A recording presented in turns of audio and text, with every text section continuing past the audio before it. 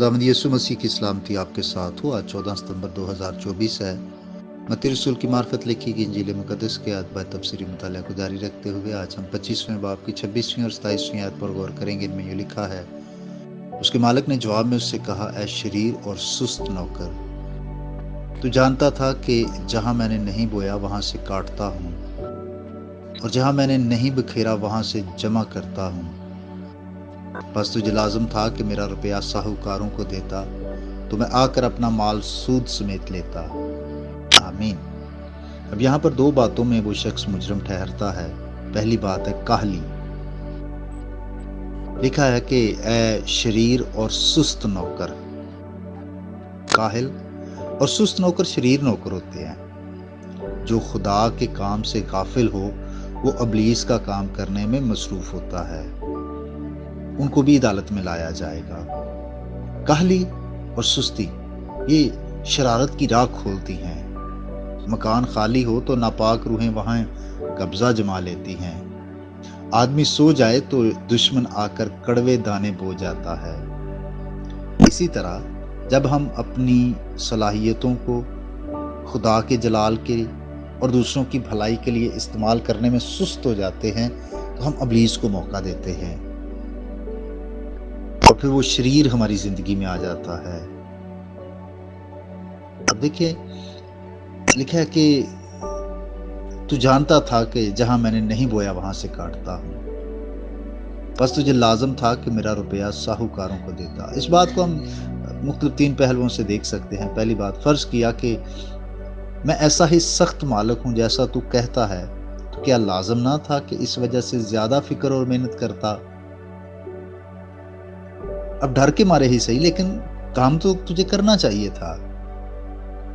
दूसरी बात, अगर तू समझता था कि मैं सख्त मालिक हूं और तेरी हिम्मत ना पड़ती थी कि इस रकम से खुद लेन देन करता, इस डर से कि नुकसान हो जाएगा, तो भी तू अपना माल साहूकारों के पास रखवा देता, यानी बैंक में रखवा देता, तो मैं आकर प्रॉफिट समेत उसको ले लेता। अगर हम ज्यादा मुश्किल और जान जोखों वाली खिदमात को सरंजाम देने की हिम्मत नहीं रखते, तो क्या इस वजह से आसान और निस्बतन महफूज किस्म की खिदमात भी सरंजाम ना देनी चाहिए। बिल्कुल कुछ ना करने से थोड़ा ही कर लेना बेहतर है। अगर हम सख्त काम नहीं कर सकते तो दयानतदारी से जितना कर सकते हैं वो तो करें। और फिर तीसरी बात यह है, फर्ज किया कि जहां मैंने नहीं बिखेरा वहां से जमा करता हूं। और इससे तुझे क्या गर्ज, मैंने तुझ पर तो बोया है, तुझे तो दिया है। दूसरों को दूं या ना, तो जो कुछ तुझे दिया है चाहिए कि तू उसको इस्तेमाल कर। इसलिए भाई और बहनों, हमें सुस्ती और काहली को दूर करना है और खुदावंद अपने खुदा की दी हुई नेमतों को, सलाहियतों को और मौक़ों को उसके जलाल और दूसरों की भलाई के लिए इस्तेमाल करना है। खुदा आपको बरकत दे। आइए हम दुआ करें। प्यारे आसमानी बाप, हम यीशु मसीह के नाम से तेरी बड़ी शुक्रगुजारी करते हैं। तू वफादार खुदा है। तूने हमें से हर एक को मुख्तलिफ तरह की बरक़ात दे रखी हैं। हम उसके लिए तेरे हुज़ूर शुक्रगुजार हैं। आज भी मेरी ये दुआ है कि हम सबको ये तौफीक दे कि दी हुई तमाम सलाहियतों को, नेमतों को, बरक़ात को हम ए खुदा तेरे जलाल के लिए इस्तेमाल करने वाले हैं।